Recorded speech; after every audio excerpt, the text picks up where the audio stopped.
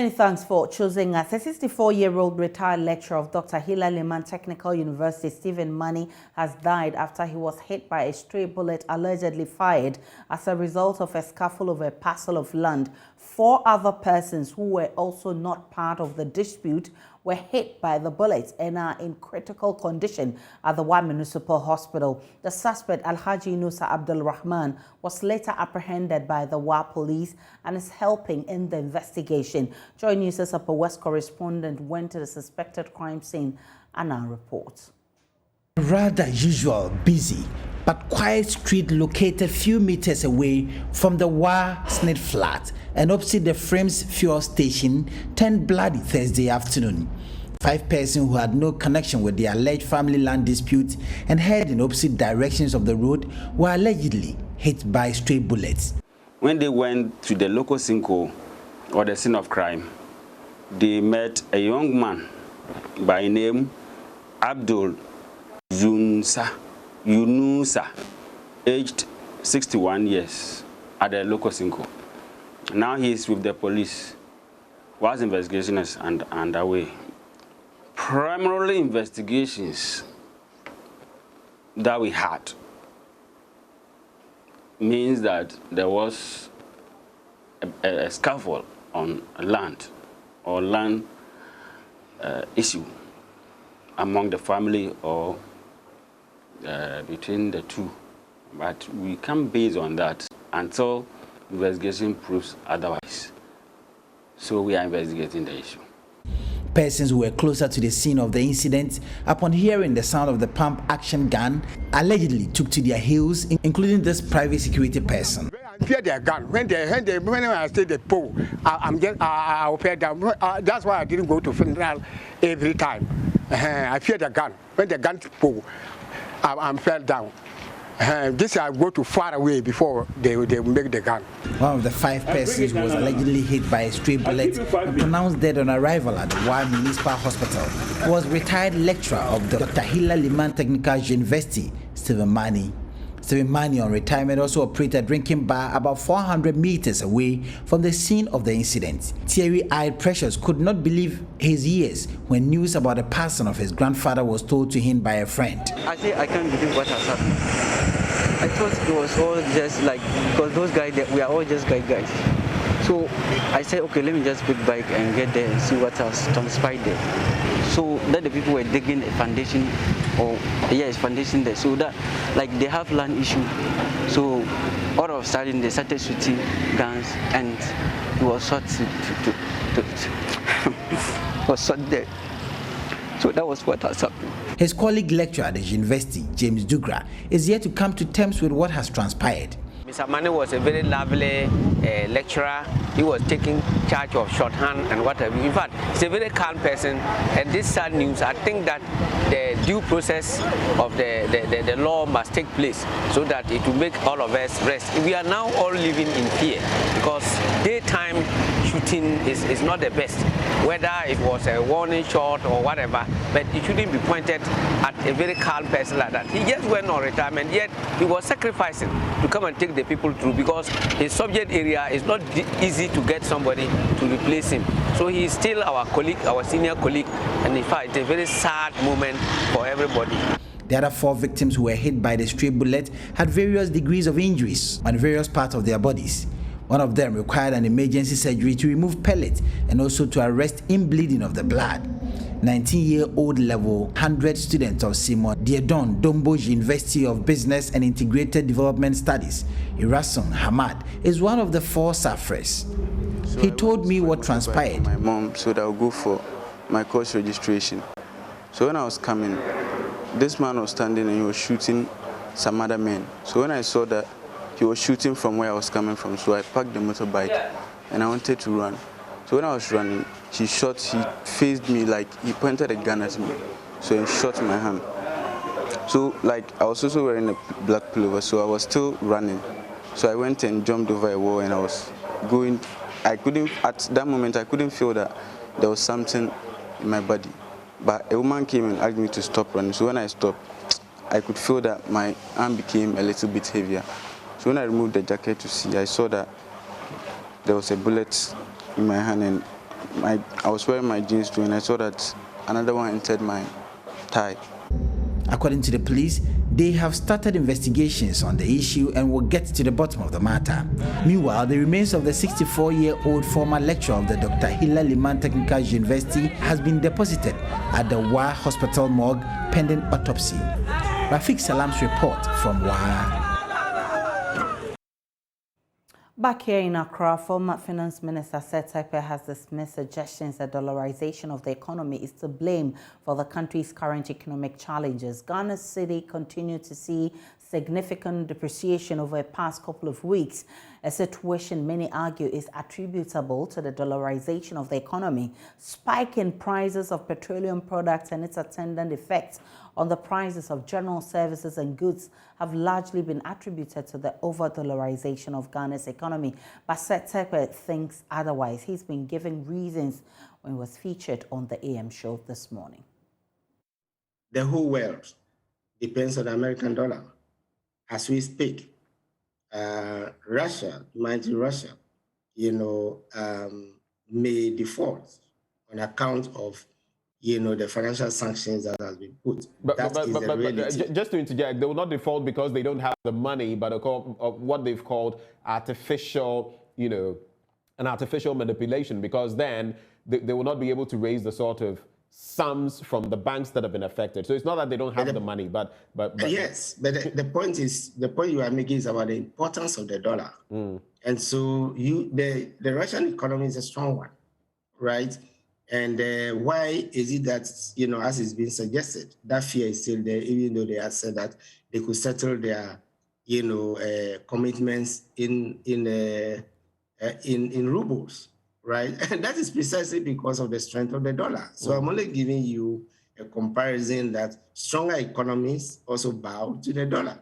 Even oil-producing economies bow to the dollar. And that is on account of a country managing its wealth, its finances well, right? Such that, they are able to capture the growth and make the dollar the currency of choice. So I'm afraid those arguments, two reasons. First of all, we are in a crisis. Yes, that is very important. That is a long-term solution. We have been, since 1970s, attempting to get a West African currency, the ECO. We have not been able. Let's face reality. I think we should be talking candidness now. We have not been able to meet the criteria the West African economies put together to come in with the ECO. We could support, the cities. So we have the dollar, and we know it, and you know that you have to face it, and that is why you must take measures, to manage your expenditures so that you can support the dollar component of it. Yes, we can have that discussion, but the point I'm making now is that discussion which has been thrown into the debate now will not help us get out of the crisis because, rather like Russia, we cannot use the city to settle, some of those expenditures. So how do we get the dollar? That is the question facing it. Secondly, remember that this government in particular criticized other governments when they had one oil field, when, we had Tarek bearing, and when we had Single Spine taking so much, when indeed, we had a situation with gas supply. We coined one word, and they were keen on it, doing so to describe that situation, and not excusing the government. Did not excuse the government, did not give room. Everything was said to be. What has changed? They had 2-3 oil fields, as I said. So it isn't as if they did not have revenue. They had 200 million US dollars balance to pay off the coupon bond. As we speak, I doubt if there will be anything to meet the zero coupon bond in 2025. That's the sort of performance. They had ESLA, which should have cleared, the arrears. You can Google for yourself. In January 2017, it was admitted that there was enough money to pay for the energy sector debt, contractors and the rest from ESLA. What happened? That money was turned into, the flows were turned into a bond, the money received in advance. We did not make those expenditures. And again, we come back, we can repeat it. The World Bank is telling us that our situation, and I wish the World Bank itself had told us this. But there is this clarification coming because remember the World Bank president, when we wanted debt forgiveness, said, come for debt suspension. We are a middle income country, and we didn't get it during COVID, after the 5 billion. So I'm saying that we have current situations. That is one. How are we going to pay wages? Well, a major economic challenge facing many people is the increase in petroleum products, with many demanding reductions in levies tied to the product. But is Ghana the only country with a hike in petroleum prices? Let's share some information from the globalpetroleumprices.com and see where we stand in Africa. And just there on your screens, averagely, you can see that South Africa has the highest price for petroleum if you talk about petrol. So it stands at 1.4 per liter, $1.4 per liter. If you look at Ghana, Ghana stands fourth in terms of pricing, the highest in Africa. So Ghana is at $1.2 per liter. Let's look at the others. You have Senegal, Rwanda, you have Kenya, Ivory Coast, Cameroon, Burkina Faso, Togo, Nigeria, and Angola. In Senegal, they're buying it at $1.2 per liter. Rwanda, 1.2. You have Kenya standing at 1.1, and Ivory Coast at $1 roughly, Cameroon $1 roughly, Burkina Faso also $1, and Togo less than $1. Nigeria is 0.4 and Angola 0.34. So you can see that Nigeria and Angola are the least, they are paying least for petroleum products. Let's look at diesel, and diesel looks like has gone much higher than petroleum, than petrol, because if you look at previous times, petrol was a bit higher than diesel, but it looks like we're facing the reverse right now, with South Africa still on the highest with $1.4 per liter. Ghana now is second when it comes to diesel. It's selling also at $1.2 per liter. Rwanda 1.1. You have Senegal now fourth with $1. Ivory Coast fifth, $1, and you have Kenya $1, Cameroon less than $1, Burkina Faso less than $1, Togo, Nigeria, and Angola. And still you see Nigeria and Angola playing last. Angola actually is paying a very lower rate per liter for diesel. So these are some of the prices we got for you on the africaprices.com. Let's go to Parliament now, because Finance Minister Ken Ofori-Atta is scheduled to next week brief Parliament on various steps government is taking to address challenges facing the economy. At least 12 questions have been programmed by the House touching on various matters, including whether government intends to return to the International Monetary Fund for financial assistance. Mr. Ofori-Atta is on record to have indicated that government has no intention to go for such an assistance. Deputy Majority Leader Afenyo Making, who has been briefing the House on activities for next week, assured the Finance Minister is poised to provide answers as well as deal with the current economic challenges. Joseph Akable is our man in Parliament. He joins us with more. Akable, run us through some of the questions the Minister is expected to answer come next week.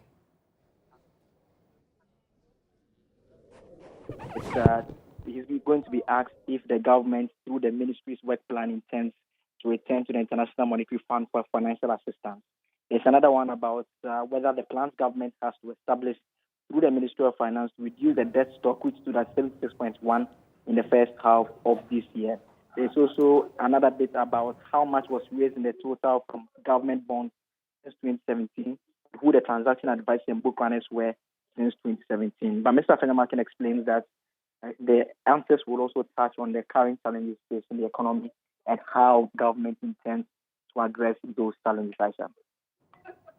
Akable, hold on for me, because government has for the second time this week also failed to get parliamentary approval for a 20 million euro loan facility due to lack of decision-making quorum. MPP MP Frank Anodom today urged the House to approve the facility. Not Tong MP Samuel Okudzeto Ablakwa, however, pointed out the House does not have a decision-making quorum.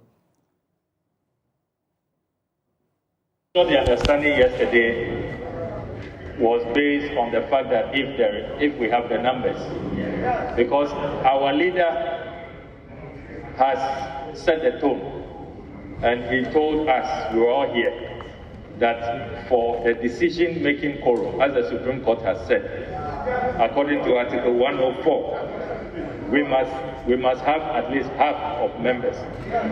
That is the understanding we have by our leader. So I'm sure that whatever discussion you may have held is based on the fact that both sides would mobilize their numbers.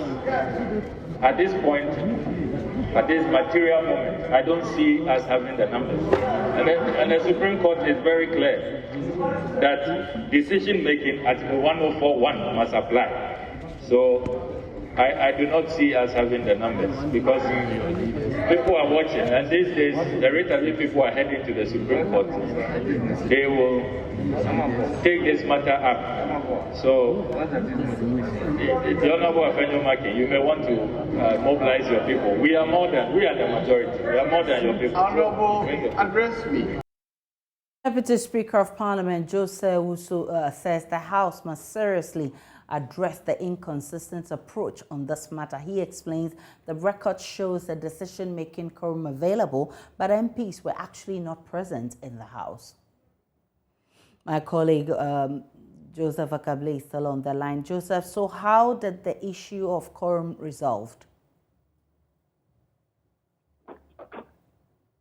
Akable? Hi, Aisha. Yes, so how did this issue... no choice but to adjourn proceedings. In fact, shortly after this particular engagement, it went on to deal with another business that has to do with a second reading of the amendment to the Criminal Procedure Act 30. The Deputy Attorney General was in court. It was in Parliament to lay this particular document before the House.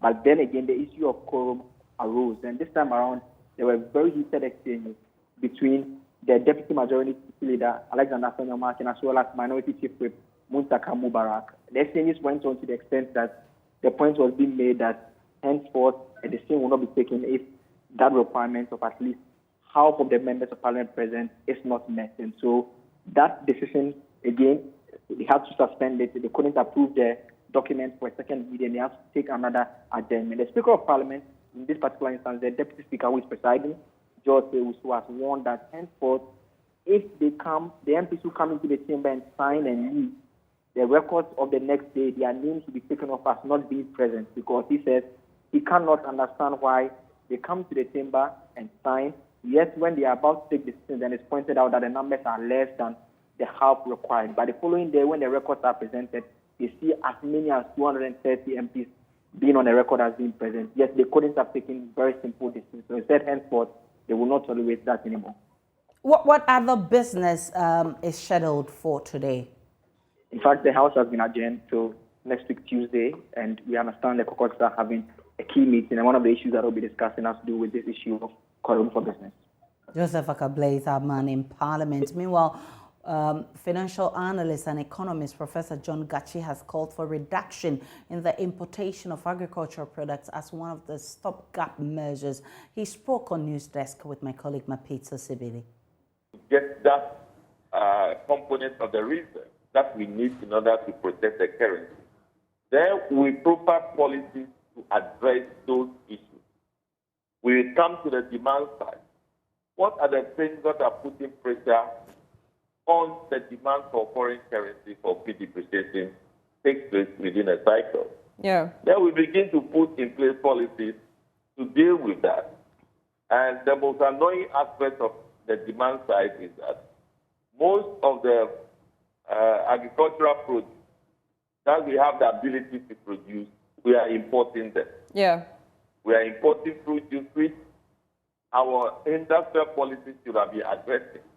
So we need to be questioning our agricultural policy, whether they are potent or they are distant away from supporting monetary policy and the rest. So for me, that is how I will look at it. But I must also admit that these are not immediate solutions. But we need to put a roadmap to follow medium term to long term. We say these things over and over, which means that we are not able to start anything that will define the roadmap. So if we are able to do that assessment and know which part of the agricultural policy, trade policy will be helping to support the management of the currency, then we focus on that.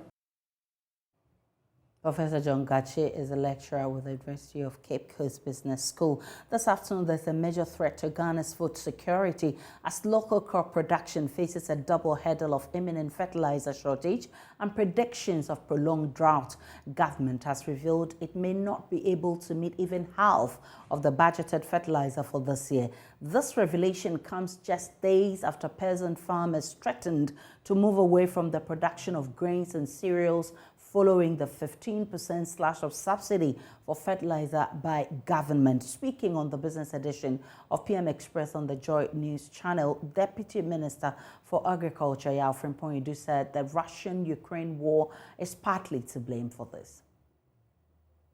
Those two countries together, I think, account for over 60% of the world supply of chemical fertilizer. And chemical fertilizer is in short supply all around the world. We started not today from the era of the COVID, the outbreak of the COVID pandemic. So the war broke, Even before the outbreak of this war, we realized that the cost of fertilizer were going up before the outbreak. How bad is the situation? At the moment, Help me out. At the moment, it's very bad because what we budgeted for fertilizer supplies for this year in the 2022 budget, I can tell you that the amount that we require, we may not be able to supply even half of it because of the price differentials.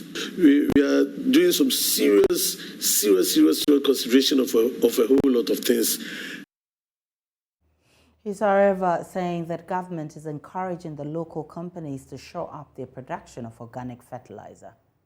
Little that we will get, we will ensure that maybe they don't cross our borders like while the ministry intends doing, and the discussions are still ongoing. We want to encourage a lot more the production of a lot more of the organic fertilizers, because locally there are companies that are producing organic fertilizers. We want to encourage, and then at the same time, the uptake of such organic fertilizers will depend on the kind of education we do with our farmers.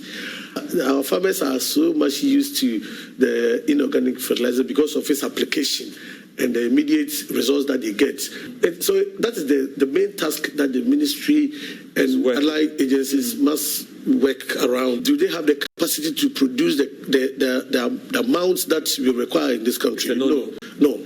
I mean, we need to build them up. Meanwhile, the meteorological agency is predicting a slightly longer dry weather period for the 2022 farming season. A late onset of rains and mostly normal cessation are also expected. For Ghanaian farmers, the forecast raises a red flag. So what can be done to mitigate the impact of this adverse weather condition? Here's Deputy Director for Research and Applied Meteorology at the Ghana Meteorological Service, Francisca Mate.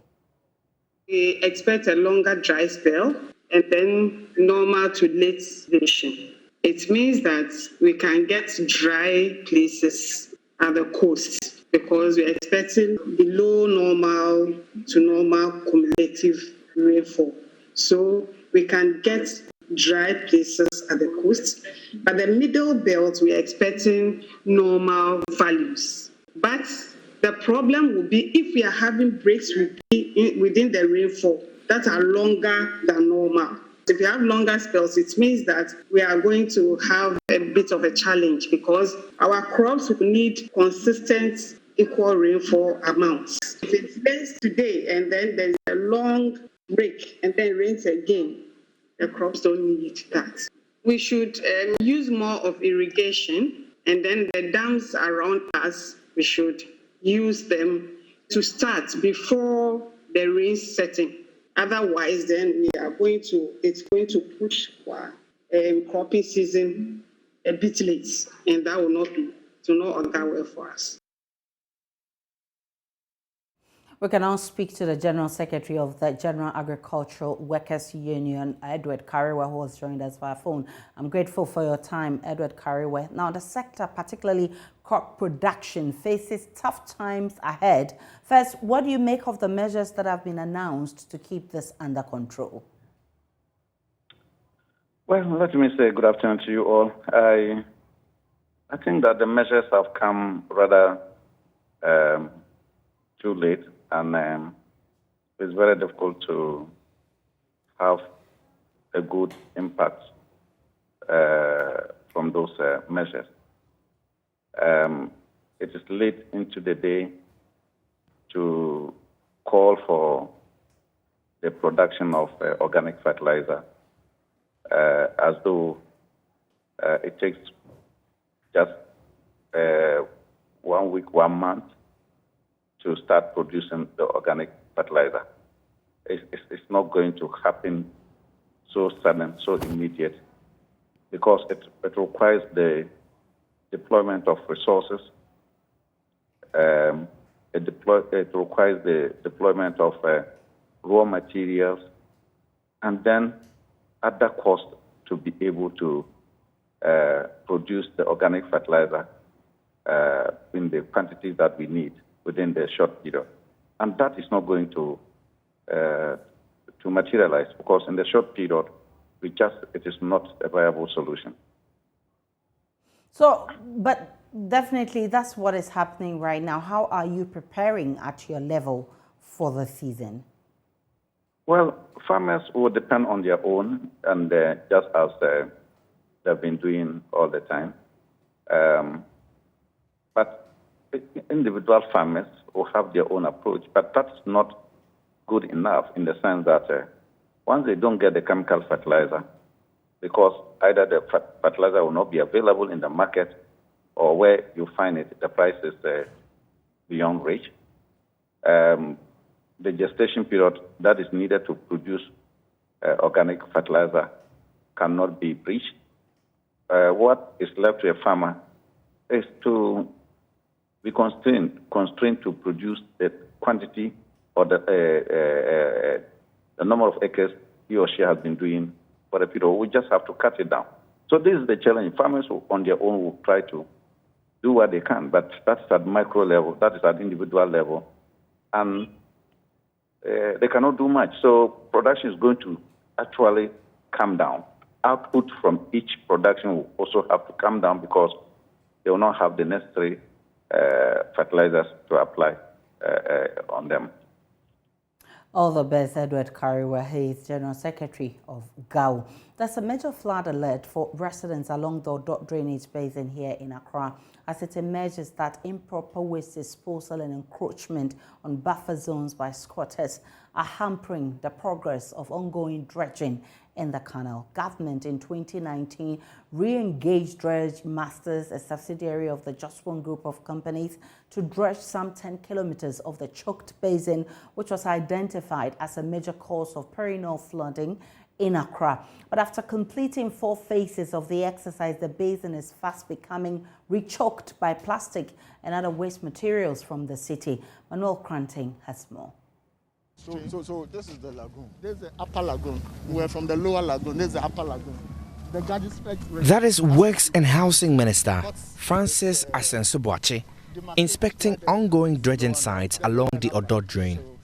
What you see back there under phase 2, we had opened it up further behind to allow for a lot of holding of the water and to allow for ease of flow. But then activities of these squatters, they dump waste, sawdust, they are trying to, put up structures. So they use the sawdust to reclaim and narrow the channel. This is phase 5 of the project, which was awarded in 2019 to Dredge Masters, a subsidiary of the Just One Group of companies. It is expected to mitigate the incidence of flooding in the capital. As work proceeds on the upper and lower sections of the Korle Lagoon, there are concerns that completed dredging works at the previous site are being undone. Sena Adiepena is operations manager. After completion of the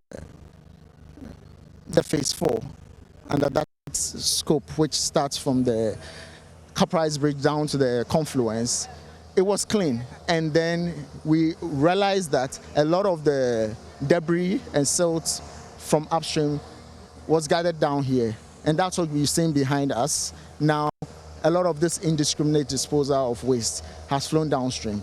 As it stands now, in Siotoa, it's silted. We need to go back there.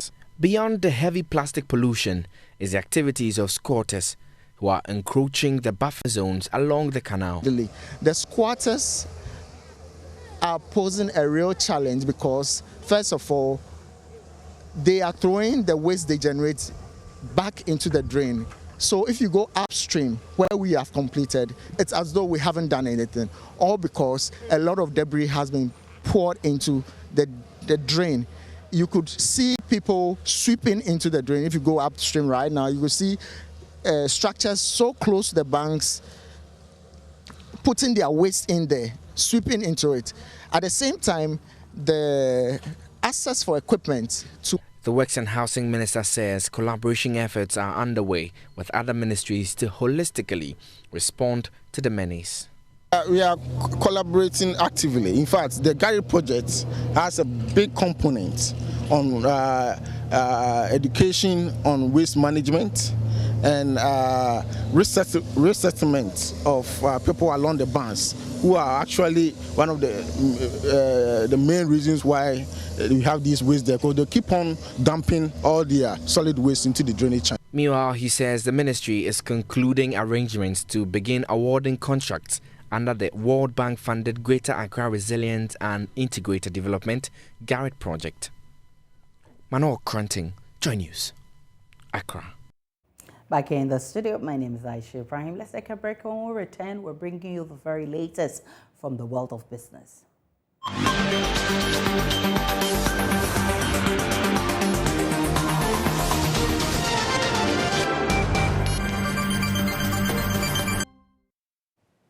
Time now for business. I am Beverly Broom. Ghana is prepared to lend support to other member countries on the African continent to protect their digital infrastructure. This follows a number of cybersecurity threats identified on the continent. Speaking at the Africa Cyber Expert Community in Accra, Deputy Minister for Communication and Digitization, Ama Poma Boateng, said the country will offer a hand to other member countries since it is leading its peers in implementation of many policies to safeguard the digital space. Cyber Security Expert Community Kickoff meeting was on the theme Setting the Scene for Cyber Security Status in Africa. It was aimed at attracting private sector support from the African Union member nations in dealing with the threat of cybercrime on the continent. Addressing the opening ceremony, the Deputy Minister for Communications, Ama Poma Boateng, assured that Ghana is making efforts to collaborate effectively in supporting the fight against cybercrime. Cybercrime is a transborder issue, and we need an interoperable system, legislations, and criminal justice procedures to better cooperate and respond to the issues through incident reporting, information sharing, investigations, and prosecutions. I therefore urge other African countries to ratify the Malibu Convention in order to make the convention operable. Ghana stands ready to support, collaborate, and most importantly, learn from other African states as we work together to secure Africa's digital ecosystem. The Acting Director General of the Cybersecurity Authority, Dr. Albert Nchuboisiako, explained that this meeting is critical to the continent, hence needs the support of all stakeholders. Ghana is seen as a model in terms of the structures, the system that we are implementing. Remember, we've just passed the Cybersecurity Act, we've set up a cybersecurity institution. These are the models that other African countries are looking to also implement. Therefore, they came here. We are more than 150 experts across the African continent gathered here also to learn from what we are doing. That is really information sharing and experience sharing as well. And we are happy to play this central role, working with our partners. I believe my other colleague will also be able to throw more light on the essence of this collaboration. But Ghana is really has been chosen because of the effort we've made within the last few years. And I think we should look forward and really bring the African together. This is no different from what Kwame Nkrumah started doing. I think we are on course, and we need the citizens on board to support this direction. Member countries are expected to give an overview of the cybersecurity situation in their various countries and the way forward in the fight against the menace. The British Council Ghana is urging all graduates of British universities to return home, build networks, and support the socio-economic development of the country. This is part of the Alumni UK Agenda, a new global network for people from around the world who have studied in the UK to support the growth of their respective fields. There is more in this report. Alumni UK, a global professional network for people who studied in the UK, was launched specifically for the members to find new opportunities internationally, share and showcase their skills, as well as connect to an impressive network of alumni globally. Here is Chikudi Onyem-Merila, the acting country director of British Council Ghana. So Alumni UK is part of our new 15 global programs. It is intended that the Alumni UK will provide that platform where students, people who studied in the UK, coming back to their respective countries across the globe, will have a platform to network, relate, share knowledge, and learn. You will be, exposed to resources, enormous, unlimited resources, a mix that will continuously enhance your knowledge. The British High Commissioner to Ghana, Harriet Thompson, is optimistic the network will grow to become the biggest in Ghana in future. According to her, the British High Commission and its associates will support the project to aid the socio-economic development of Ghana. We very often talk about the historic links between the UK and Ghana, but the links that perhaps I tend to focus on more are our current links and our future links, and they're built around trade, they're built around culture, the arts, investment and education. Education is a really important part of it. In the last decade, over 70,000 Ghanaian students have studied at UK institutions, be that undergraduate or postgraduate. So it's a huge number. That's a huge basis of people with whom, through the Alumni UK network, some Ghanaians who had educational training in universities in the UK had this to share with Joy Business. It was an internship with the UN in Geneva. So it was a big opportunity for me because I'd always wanted to have that opportunity. So, studying in the UK gives you a lot of opportunities aside the quality of education you actually get. It gives you that experience where your lecturers put you on the spot and create the enabler environment for you to be able to build up on whatever you've learned, your self-confidence. UK Alumni is hoping to create the largest community, bringing talented international UK alumni together.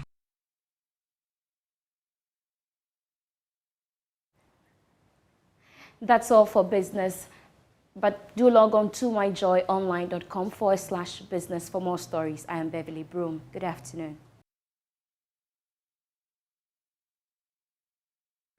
Let's do sports now on Joy News Today with me, Muftawa Nabila Abdullah. A marketing executive of Tiklit, Hilary Adare, has commended government for its initiative to introduce e-ticketing for football competitions in Ghana. According to her, it is a convenient move by the government of Ghana to ensure that people who want to patronize football competitions in the country can do so online.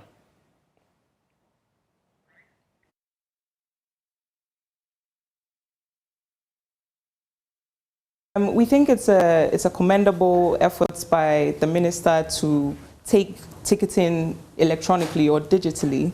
Of course, it's going to do away with the issue of fraud on the market. Yeah. It's going to help us account more. I mean, when we face the pandemic, you wouldn't have people going to the stadium, and you wouldn't be able to do a contact tracing of people if anything should happen. But with an e-ticketing system, you're able to check all these things electronically and then make sure that everything is accountable there.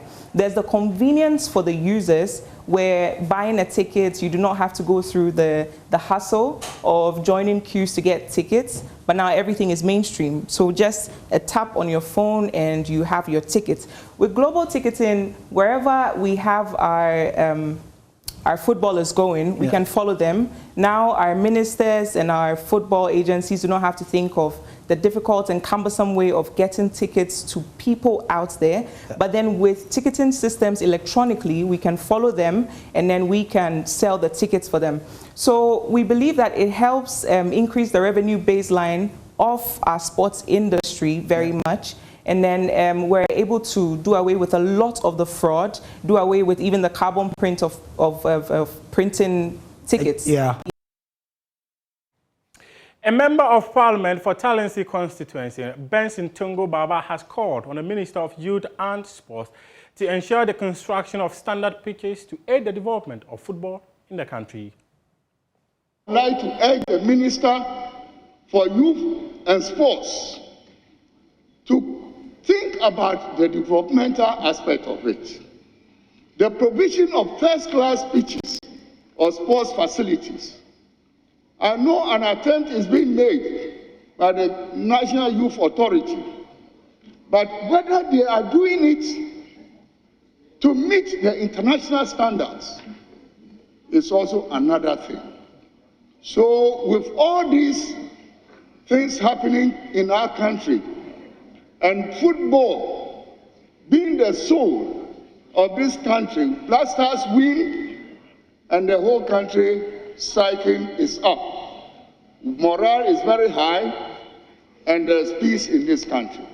We lose, and for days, weeks and months, we'll continue to comment on the poor performance of the Black Stars, and people who are genuinely interested in coming to develop sports will be discouraged.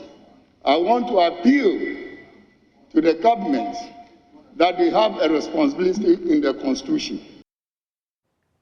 President of the Ghana Boxing Authority, Abraham Kote Nikwe, has told Joy Sports he is impressed with the quality of fights in the newly introduced Professional Boxing League. The bi-weekly competition aims, among other things, at preparing locally based fighters for international bouts. This is something that we've been wishing for. The Professional Boxing League have come to stay. Other promoters too, like Box Office, Cabric, are also working very hard in addition to the league that we are doing. So for us as a GBA, we are happy. And me as a president, I'm happy that this is happening in my time. So I always say I'm a happy man. I took office and things have changed in this direction, and something that I pray that looking at the starting point will continue. It's not going to be like we'll slow down at the middle of the road. We want to finish the year with what we have started, where boxing is now becoming every week program, because after the league, the promoters are also having their fights, and you can see the quality of fights that we are having. I always say boxing is the #1 sport in Ghana, and I have to have a way to prove it. And this is the way to prove it, that if we can have the boxing event coming on every other week, it will be a big plus. Let's talk about the quarterfinal of the UEFA Champions League. The draw was done about an hour ago, and Chelsea will come up against Real Madrid. Unfortunately for Chelsea, they cannot sell tickets to host Real Madrid in this tie. Manchester City will play Atletico Madrid. Manchester City were finalists in the last grand finale. Villarreal will come up against Bayern Munich, whilst Liverpool will also come up against Benfica. These are the matches for the quarterfinal of the UEFA Champions League. And this is how we wrap up sports here on Joy News today. You can head on to myjoyonline.com and read some more sports stories. Up next is World News. Good afternoon, welcome to Showbiz here on Joy News today. Now, renowned gospel musician Nanaya Obwache, popularly known as MOG Music, says plans are far advanced for his concert, new one scheduled for this Sunday at the Oil Dome. Speaking on Daybreak Hits this morning, the Fache singer says this concert is one not to miss.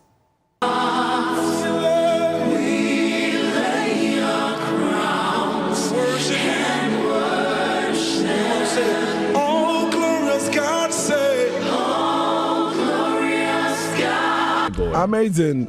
So far, so good. We are working very hard to make sure that we give Ghanaians a flawless performance. As much as this ministry, we are also trying to build the craft, the act bit. To make sure that almost Christians for now one way no doors to do. Event one way. Well, you won't get that. We won't get that with this event because we've invested a lot of time, money, and resources to make sure that we give you that impeccable performance. Filled with the Holy Spirit. So trust me, it's Sunday. Everywhere is shut down. Okay. And where is the venue? The Oil Dome of Royal House. It's the 21,000 auditorium. Oh, that's a lot. Yeah, that's we can accommodate a lot of people. Yeah, that's a lot. I think it's the biggest auditorium now in Ghana. Great. So Royal House. Away from MOG, rapper Yao Tog has revealed he's not confined to drill music. In a yet-to-be-aired interview on E-Vibes, the rapper explained he is open to every genre of music and hints of releasing new music soon. If I would say music is like a gift, you feel me? And what you think, what you make in mind, it's like what I practice, my lifestyle, and what I want to tell the people. That's what really motivates me sometimes, because whenever you want to tell a story, it's about you or the people or someone. Yeah, so I just watch everything and it inspires me too. Yeah. When they mention your name and the rest of the Saka boys, they go like, it's drill music, and that's drill music. Is it just the drill music that you do, or you do other genres? Okay, let me say, as for me, I'm an artist and I create different types. That's why when he came home, I played you a song. Yeah, so I do everything.